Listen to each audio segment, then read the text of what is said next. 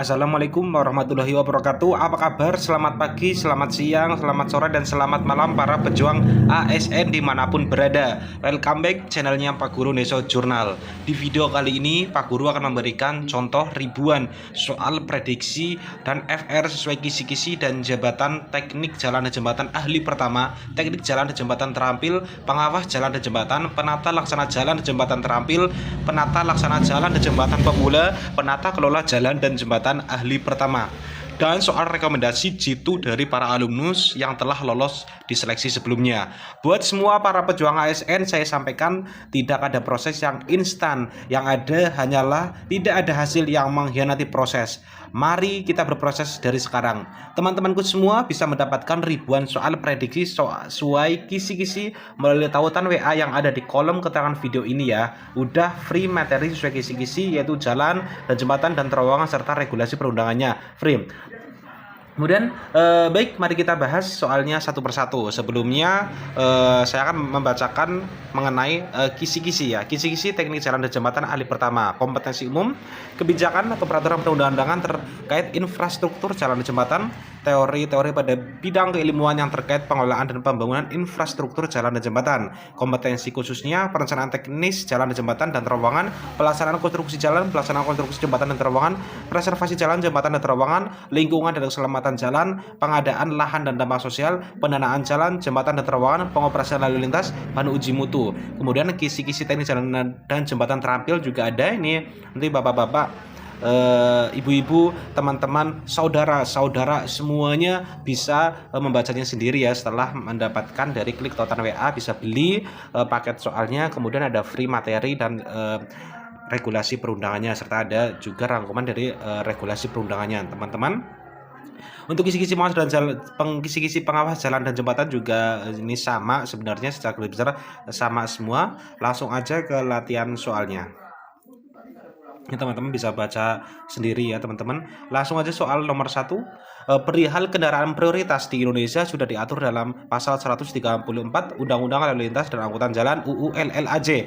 Di bawah ini manakah yang harus diprioritaskan jika terjadi bersamaan di jalan, atau ini kasusnya di lampu merah gitu ya. Mana yang harus diutamakan? A. Ambulans yang membawa orang sakit. B. Iring-iringan presiden. C. Kendaraan pimpinan dan pejabat negara asing serta lembaga internasional yang menjadi tamu negara. D. Kendaraan pemadam kebakaran damkar yang sedang melaksanakan tugas. E. Konvoi dan atau kendaraan untuk kepentingan tertentu menurut pertimbangan petugas kepolisian negara Republik Indonesia. Teman-teman, jawabannya yang mana kira-kira?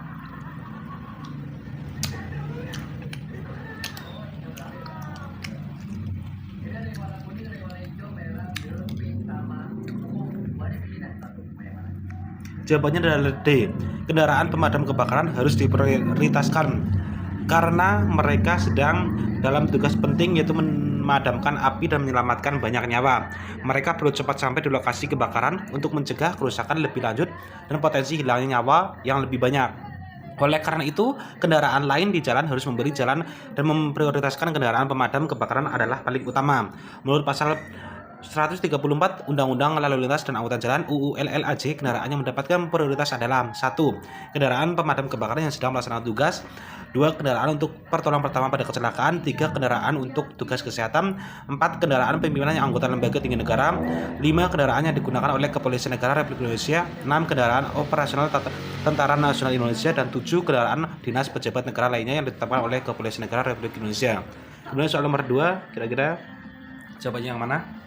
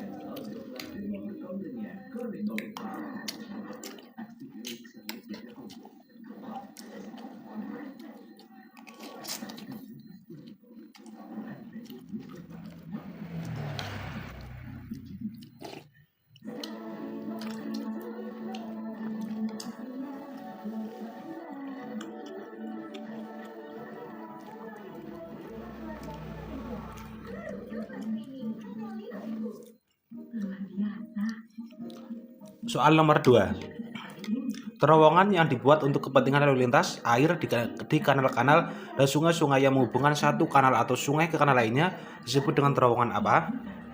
A. Terowongan navigasi. B. Terowongan pejalan kaki. C. Terowongan jalan raya. D. Terowongan transportasi di tambang bawah tanah. E. Terowongan perier. Jawabannya adalah A. Terowongan navigasi adalah jenis terowongan yang dibuat khusus untuk kepentingan lalu lintas air.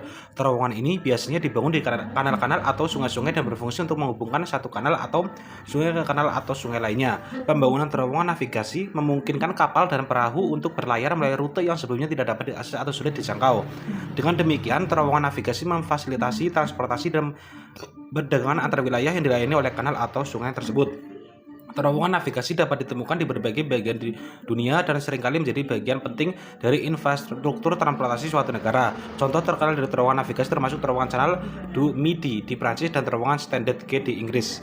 Baik teman-teman, jangan lupa untuk mendapatkan soal ribuan soal-soal prediksi sesuai dengan FR, kisi-kisi, dan rekomendasi dari teman-teman yang sudah lulus dari tahun sebelumnya. Bisa klik tautan WA yang ada di kolom keterangan video ini. Kemudian soal nomor 3 teman-teman, kira-kira jawabannya yang mana?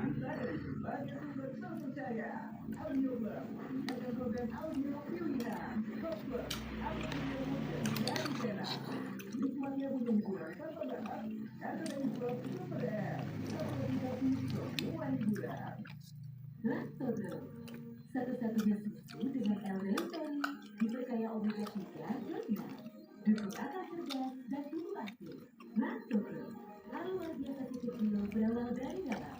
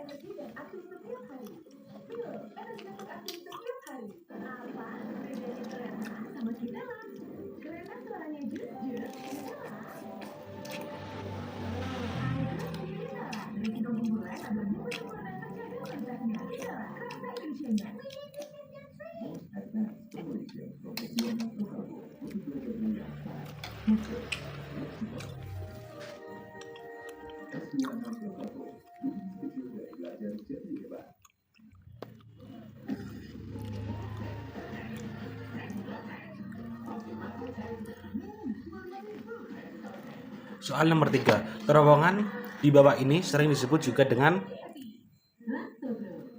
terowongan bawah air, sering disebut juga dengan terowongan yang di bawah air ya teman-teman, sering disebut dengan apa? A. Underwater tunnel. B. Underwater tunnel. C. Mountain tunnel. D. Tunnel at shallow depth and water city strait. E. Tunnel at shallow depth and water city strait.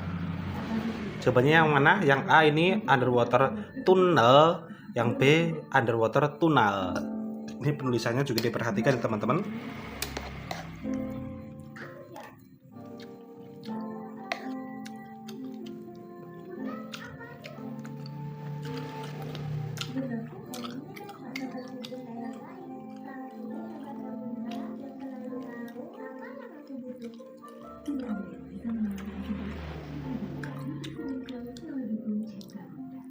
Soal nomor 3 jawabannya adalah A. Terowongan bawah air sering disebut juga dengan underwater tunnel.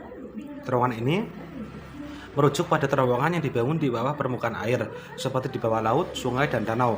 Terowongan ini memungkinkan transportasi dan komunikasi antara dua wilayah yang terpisah oleh air.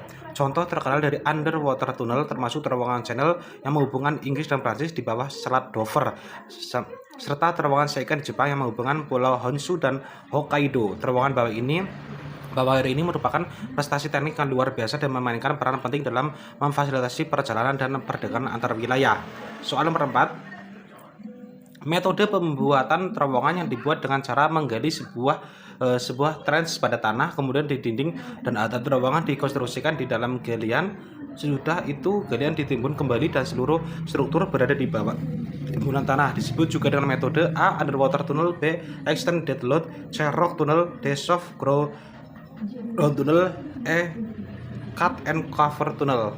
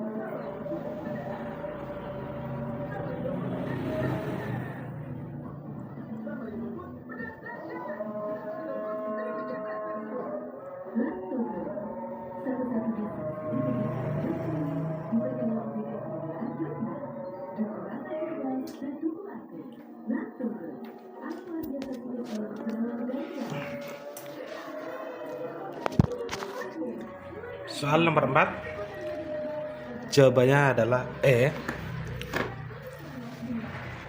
Metode pembuatan terowongan yang dibuat dengan cara menggali sebuah galian pada tanah, kemudian dinding dan atap terowongan dikonstruksikan di dalam galian, dan selanjutnya galian ditimbun kembali sehingga seluruh struktur terowongan berada di bawah timbunan tanah.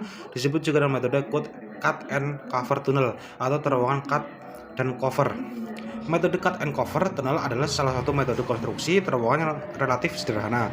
Pada metode ini, sebuah galian dangkal digali di tanah, kemudian dinding dan atap terowongan dibangun di dalam galian tersebut. Setelah itu, galian ditimbun kembali dengan tanah sehingga seluruh struktur terowongan berada di bawah timbunan tanah. Metode ini biasanya digunakan untuk terowongan dengan kedalaman dangkal dan di area yang tidak terlalu padat. Metode cut and cover tunnel dapat diterapkan untuk berbagai jenis terowongan seperti terowongan jalan raya, terowongan kereta api, atau terowongan bawah air.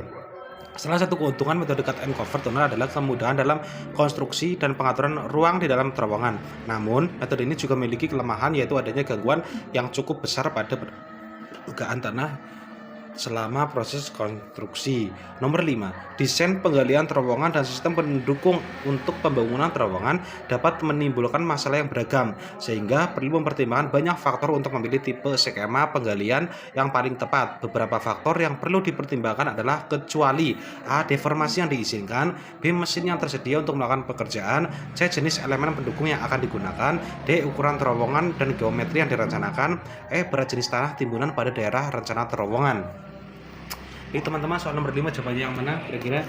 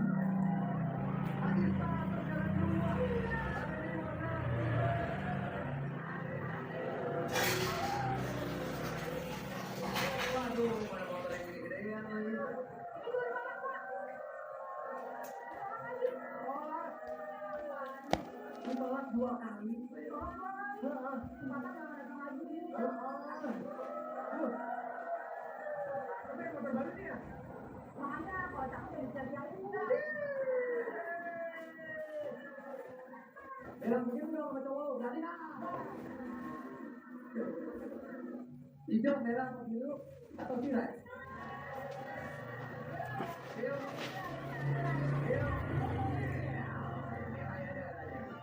Dong yang merah, dong itu. Merah, itu dia ada tiga.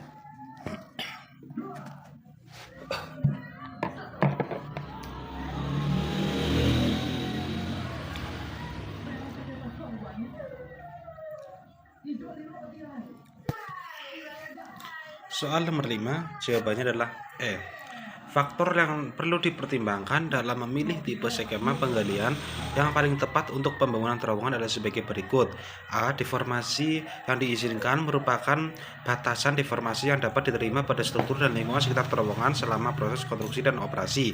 B. Mesin yang tersedia untuk melakukan pekerjaan menuntut jenis dan ukuran mesin yang dapat digunakan untuk melakukan penggalian dan pekerjaan pendukung terowongan. C. Jenis elemen pendukung yang akan digunakan memilih jenis elemen pendukung seperti dinding, penahan, strut, atau sistem penyangga lainnya yang sesuai dengan kondisi tanah dan kebutuhan struktur terowongan. D. Ukuran terowongan dan geometri yang direncanakan merupakan faktor penting dalam menentukan dimensi dan bentuk terowongan yang sesuai dengan kebutuhan proyek, termasuk lebar, tinggi, dan kelowongan terowongan. E. Berat jenis tanah timbunan pada daerah rencana terowongan. Faktor ini tidak relevan dalam mempertimbangkan tipe skema penggalian terowongan. Berarti jenis tanah timbunan dapat mempengaruhi stabilitas dan kekuatan struktur terowongan, namun bukan merupakan faktor yang dipertimbangkan dalam memilih skema penggalian. Jawabannya adalah E.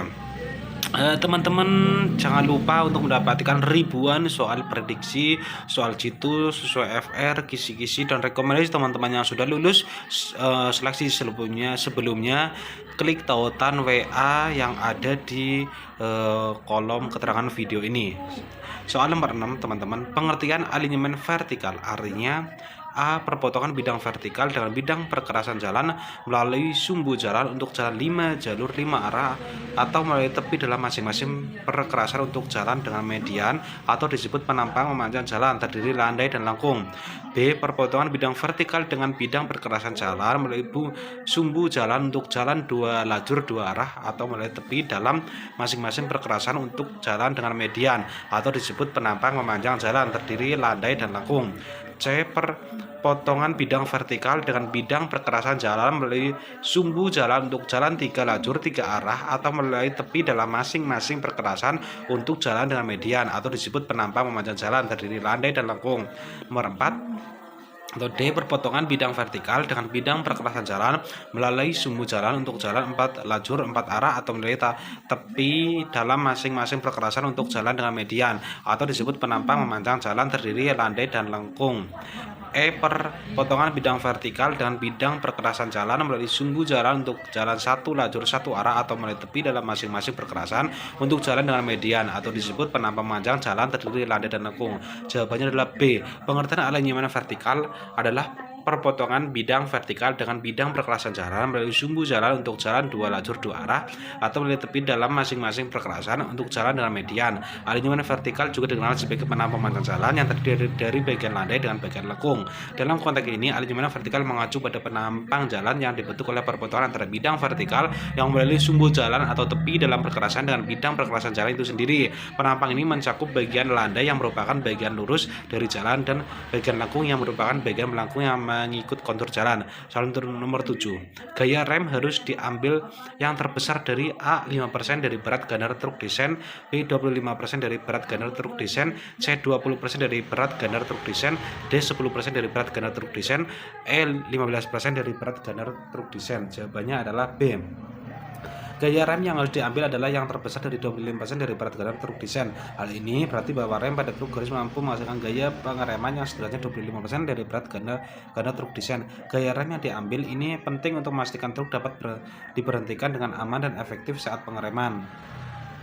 Nomor 8.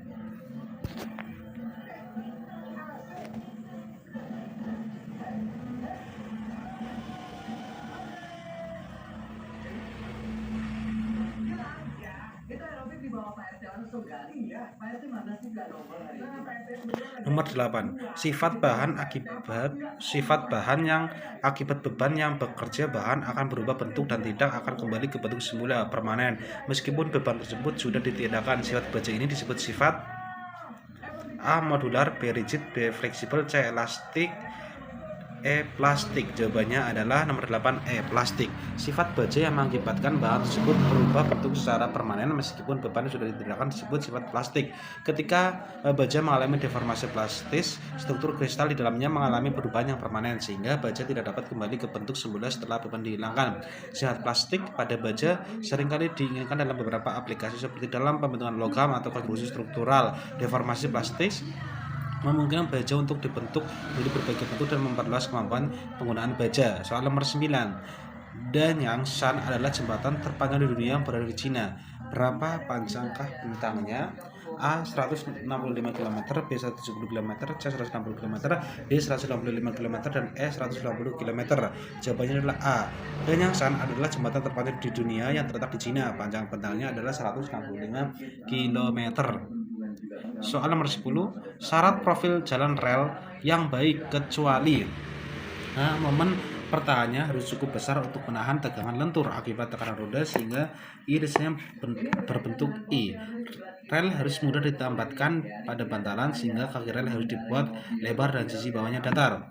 C. Konstruksi rel dibangun dengan material terbaik. D. Rombongan rel harus sesuai dengan bentuk roda sehingga keausan lambat. E. Biaya konstruksi semurah mungkin. Jawabannya adalah E. Syarat profil jalan rel yang baik adalah sebagai berikut. Momen pertahannya harus cukup besar untuk menahan tegangan lentur akibat tekanan roda sehingga irisnya berbentuk I, yang berarti rel harus memiliki profil yang kuat dan tahan terhadap beban yang diberikan oleh roda. B. Rel harus mudah ditempatkan pada bantalan sehingga kaki rel harus dibuat lebar dan sisi bawahnya datar untuk memudahkan pemasangan dan stabilitas rel. C. Konstruksi rel dibangun dengan material terbaik untuk memastikan kekuatan dan daya tahan rel yang optimal. D. Permukaan rel harus sesuai dengan bentuk roda sehingga terjadi keausan yang lambat dan mengurangi gesekan antara roda dan rel. Namun, biaya konstruksi yang semurah mungkin bukanlah salah satu syarat profil jalan rel yang baik.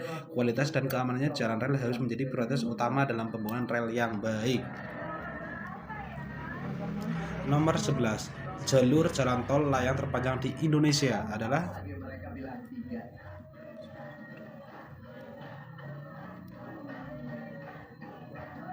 Nomor 3, yakin. Yakin, Phil. Oke. Mudah-mudahan isinya lampu hijau sehingga perjalanan bisa berlanjut. Kita buka nomor 3. 3, 2, 1. Lampu hijau. Lampu hijau. Selamat buat Erlina. Satu persimpangan terlambat. Kita lagi. Dapat lampu merah lagi. Lampunya berubah dari merah. Mau nomor berapa sekarang? Ada yang bilang nomor 1. Tapi mereka kompak loh. Tadi 3 semua, sekarang 1 semua. Beda sama tim lain, tadi ada yang merah, ada yang biru, ada yang ungu. Yang ini kompak keren. Kamu mau ikutin teman-teman atau milih sendiri? Nomor 1 berarti kompak sama tim kamu, yakin? Deal. Nomor 1 tolong dibuka, mudah-mudahan isinya lampu hijau. 3, 2, 6.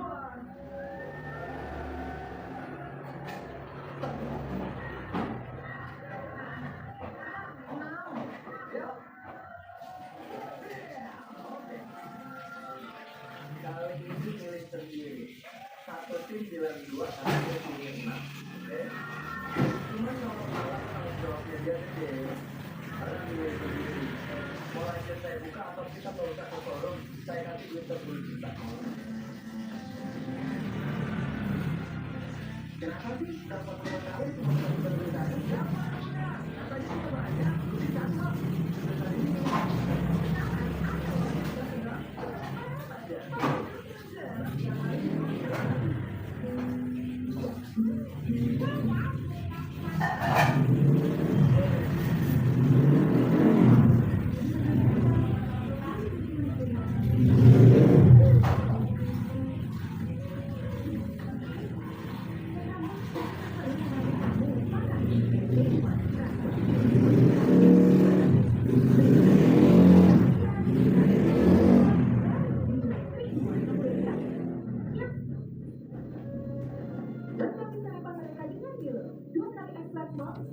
Dan coklat untuk bantu mereka tetap berenergi dan aktif setiap hari. Pil,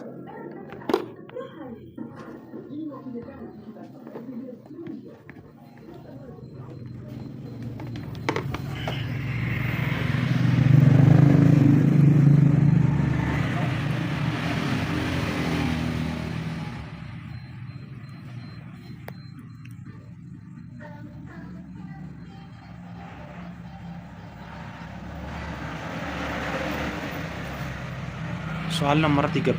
Nilai maksimum inventarisasi kerusakan jembatan adalah A 0 sampai 6, B 0 sampai 5, C 0,3, D 0 sampai 7, E 0 sampai 4. Jawabannya adalah B. Nilai maksimum inventarisasi kerusakan jembatan adalah 0 sampai 5. Pada inventarisasi kerusakan jembatan biasanya digunakan skala penilaian yang mengkategorikan tingkat kerusakan dari 0 hingga 5. Angka 0 menunjukkan bahwa jembatan dalam kondisi baik tanpa kerusakan, sedang angka 5 menunjukkan kerusakan yang parah atau bahkan kehancuran total.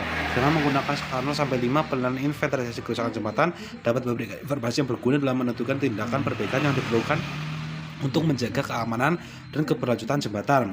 Soal nomor 14. Deformasi struktur jembatan diakibatkan oleh regim pergerakan angin disebut A. Aerostruktur, B. Aerodinamis, C. Aerofutur, D. Aerostatik, E. Aeroelastik. Jawabannya adalah E. Deformasi struktur jembatan yang disebabkan oleh regim pergerakan angin disebut aeroelastik. Aeroelastik adalah studi tentang respons dinamis struktur terhadap beban aerodinamis, termasuk deformasi yang terjadi akibat gaya-gaya angin yang bekerja pada struktur. Ketika angin mengalir melalui jembatan, tekanan dan gaya angin dapat menyebabkan getaran dan deformasi pada struktur jembatan.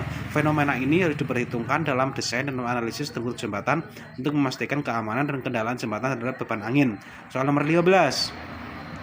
Gradasi agregat menentukan besarnya rongga atau pori yang mungkin terjadi dalam agregat campuran. Agregat campuran yang terdiri dari agregat berukuran sama akan berongga atau berpori banyak karena tidak terdapat agregat berukuran kecil yang dapat mengisi rongga antar butiran. Sebaliknya, bila gabungan agregat terdistribusi dari agregat yang kecil sampai besar secara merata, maka rongga yang terbentuk oleh susunan agregat akan kecil. Di atas merupakan pernyataan dari A. Sukirman, B. Kemenpu PUPR, C. ASHTO, D. Binarmega, dan E. Sudirman. Soal nomor 15 jawabannya A, cukup jelas ya. Kemudian soal nomor 16. Uji kepadatan tanah, kadar kelembaban, kohesi, sudut geser dalam terkait dengan beban titik jembatan. A. Akibat dari dukun tanah, B. Akibat kekerasan tanah, C. Akibat daya tekan tanah, D. Akibat porositas tanah, dan E. Akibat tekanan tanah. Jawabannya adalah E. Uji kepadatan tanah, kadar kelembaban, dan kohesi sudut geser dalam terkait dengan beban tekanan tanah pada jembatan. Jembatan harus dirancang untuk menahan beban tekanan dari tanah di sekitarnya. Uji kepadatan tanah, kadar kelembaban, dan kohesi sudut geser digunakan untuk memahami karakteristik dan sifat mekanik tanah di sekitar jembatan. Informasi ini penting untuk merancang struktur jembatan yang dapat menahan tekanan dan beban dari tanah yang ada di sekitarnya. Soal nomor 17. Sebuah truk dengan muatan penuh melaju dengan kecepatan 120 km per jam. Berapakah desain kelandaian maksimum jalan? A. 4%, B. 6%, C. 5%, D. 7%, E. 3%. Teman-teman jangan lupa untuk mendapatkan soal ribuan, 2000-an, pokoknya ribuan soal prediksi sesuai dengan kisi-kisi, sesuai dengan rekomendasi teman-teman yang sudah lulus, dan free materi serta regulasi perundangan mengenai jalan dan jembatan. Teman-teman bisa mengklik tautan WA yang ada di kolom keterangan video ini. Nanti akan dijawab dengan fast respon. Teman-teman, nomor 17 jawabannya yang mana? Jawabannya adalah E. Untuk mengetahui mengapa jawabannya adalah E, 3% kita perlu memahami rumus desain kelandaian maksimum jalan yang telah disebutkan sebelumnya. Dalam rumus ini kita dapat melihat bahwa desain kelandaian maksimum jalan berbanding terbalik dengan kuadrat kecepatan truk. Artinya semakin besar kecepatan truk, maka desain kelandaian maksimum jalan akan semakin kecil. Dalam rumus ini kecepatan truk adalah 120 km per jam yang merupakan kecepatan yang cukup tinggi. Oleh karena itu desain kelandaian maksimum jalan yang dapat dilalui oleh truk dengan kecepatan tinggi ini akan cenderung rendah, yaitu 3%. Soal nomor 18 teman-teman jangan lupa untuk mendapatkan soal ini ribuan soal prediksi tentang jalan dan jembatan, pengawas jalan dan jembatan ahli pertama, teknik jalan dan jembatan. Teman-teman bisa mendapatkan dengan cara klik tautan WA yang ada di kolom keterangan video ini. Nanti teman-teman bisa membelinya dan free materi dan regulasi perundangannya. Teman-teman dapat membelinya, kemudian free materi dan regulasi perundangannya. Kenapa harus sekarang? Karena kita harus mempersiapkan jauh-jauh hari, apalagi SKB ini prosentasenya lebih tinggi ya untuk seleksi CPNS, dan untuk P3K tentunya kita harus mendapatkan nilai yang terbaik dari teman-teman kita. Soal nomor 18 jawabannya adalah C. Dalam konteks daya tahan agregat bahan aspal terhadap berbagai faktor seperti perubahan suhu, panas matahari, hujan, dan kelembaban, faktor yang tidak termasuk dalam daya tahan agregat terhadap proses kimia adalah siraman air keras. Jawaban C.